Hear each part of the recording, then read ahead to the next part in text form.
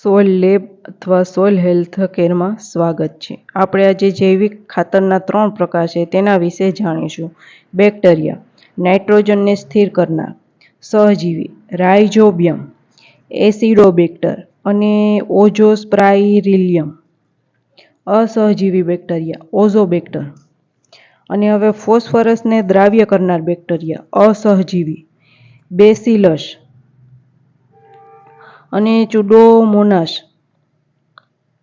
અને પોટાશને લભ્ય બનાવનાર બેક્ટેરિયા, અસહજીવી, ફેન્ચુરિયા અને એન્ટોરોબેક્ટર.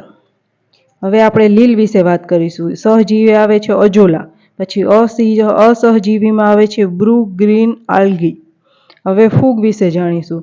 સહજીવીમાં આવે છે માઇક્રોરાઇઝા અને અસહજીવીમાં આવે છે એસ્પરજિલ્સ અને પેનિસિલિયમ.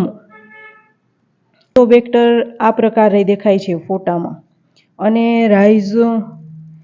એઝોસ્પાઇરિલિયમ ના આ બેક્ટેરિયા છે, તમે ફોટામાં જોતા રહેજો.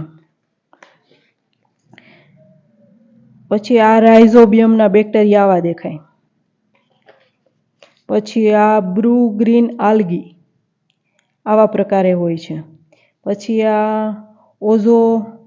ઓઝોરાઇઝોબિયમ ના બેક્ટેરિયા આ પ્રમાણે હોય છે. પછી માઇક્રોરાઇઝા એ આવા પ્રકારે જોવા મળે છે.